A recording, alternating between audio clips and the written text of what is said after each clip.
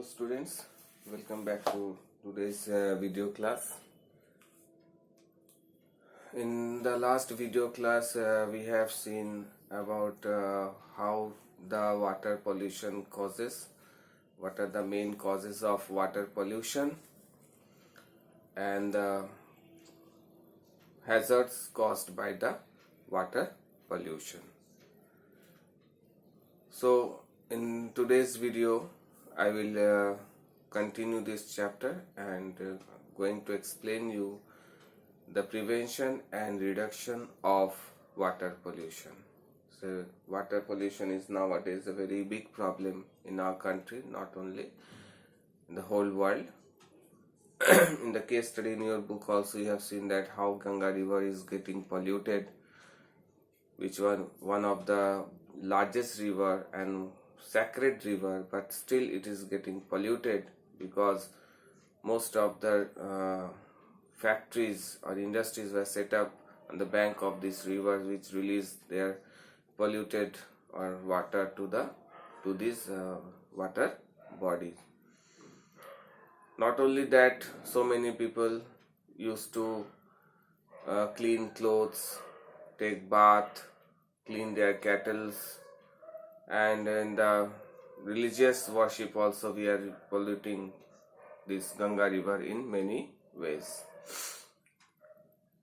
But now the time has came that we should realize this and try our best to save our these rivers, not only river Ganga, all the rivers in India which are providing us a lots of water for our daily uses and for agricultural purposes, okay, and also in industrial purposes. Sorry. So what can we do to prevent this water pollution? And if we can't prevent it 100%, but in some measures we can definitely do to reduce the water pollution. Okay. So first of all, to reduce the water pollution, we can treat the toxic water or toxic water that comes out from the factories or sewage water also. We should treat them in a water treatment plant before releasing this water into the water bodies. So what can we do for this water in water treatment plant? In water treatment plant there is an water bodies in effluent treatment plant is remove harmful chemicals from this water. Okay. Second point that we can do to reduce this water pollution, to maintain the septic system to avoid leakage and resulting the contamination of groundwater. We should have a septic system, good septic system, because all of us in our home we are having that septic tanks. Actually what happened in these septic tanks, our wastewater get stored for few months. After we should clean them. The sewages should be collected from the septic tanks, so that from the leakage of the septic tank should not go this dirty water into the groundwater. In this way we can prevent groundwater from get polluted. Okay. Nowadays there is a very big problem, is that one point is eutrophication. What is eutrophication? This term, very important term, you will study it in your biology also. Eutrophication.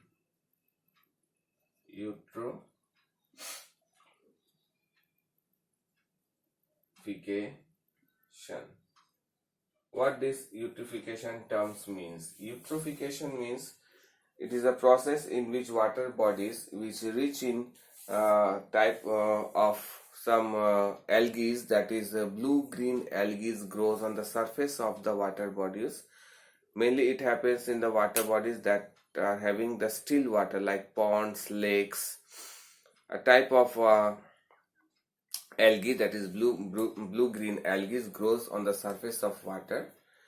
Due to this blue green algae, the sunlight are not able to penetrate into the water, and due to which the aquatic plants were not able to do the photosynthesis, and in return they are not able to produce oxygen also.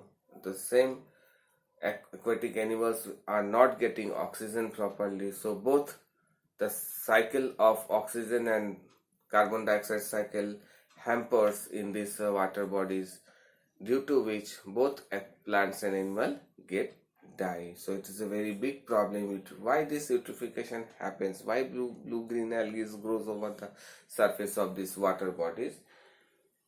Because actually what happened, the sometime we release toxic waters from our sewages or some factories also. This contains lots of chemicals. By the deposition of chemicals on the surface of water, this blue green algae grows. Okay, and these blue green algae are very harmful for aquatic plants and animals, and the whole process is called eutrophication. And just now I've told you why they are harmful, because they does not allow the sunlight to penetrate through water. Okay, so due to which both plants and animals get die, aquatic plants and animals. So total food chain, water, oxygen cycle, carbon dioxide cycle, everything get hampered in these water bodies. Okay, so this eutrophication is very harmful for water bodies.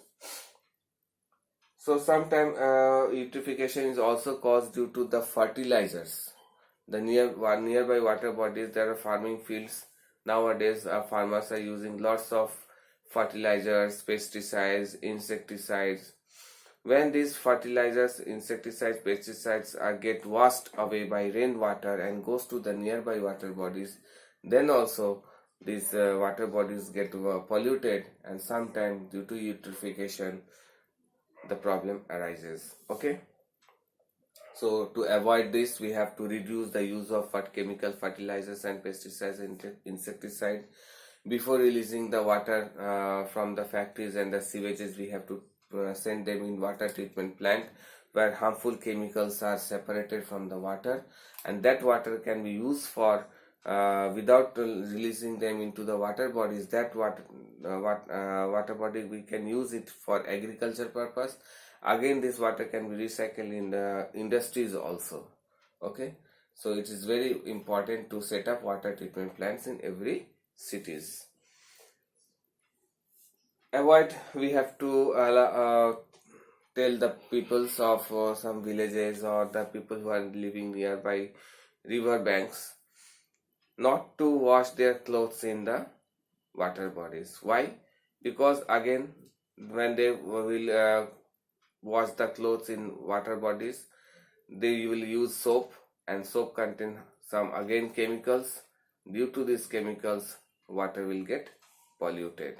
Okay, so just we have to avoid washing clothes and kettles and even bathing.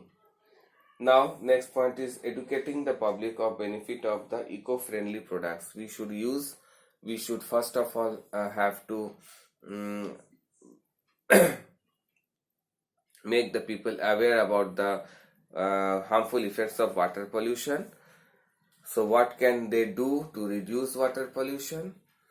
Okay, because these are very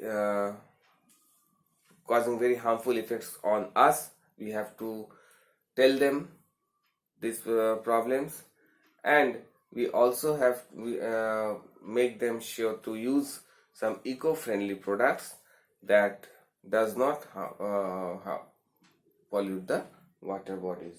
Okay, next point is strict enforcement should be produced led by the government rules. Our government has already made some rules and regulations not to pollute the water, but still we are doing the same. So government has to be more strict on this matter. Okay, So these are the problems that these are the ways by which we can prevent or reduce the water pollution. Next point is conservation of water. As we already know, what is a renewable source of water, but though it is a renewable, but still we are having only 0.3% of fresh water, okay, that are useful to us. Otherwise all the water, that is 97% of water in the ocean, that are saline water. Out of 3%, most of the water in the form of ice and glaciers in the aquatic regions or in the mountainous regions, but only we have only 0.3% of water that for fresh water. And it is very important to conserve them, because now if you won't conserve them, there will be a lot of water scarcity on this earth.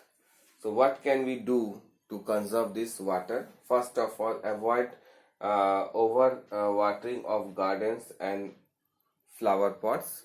If it is not required, don't put water into the garden, or don't put water into the pond, because that water will get wasted.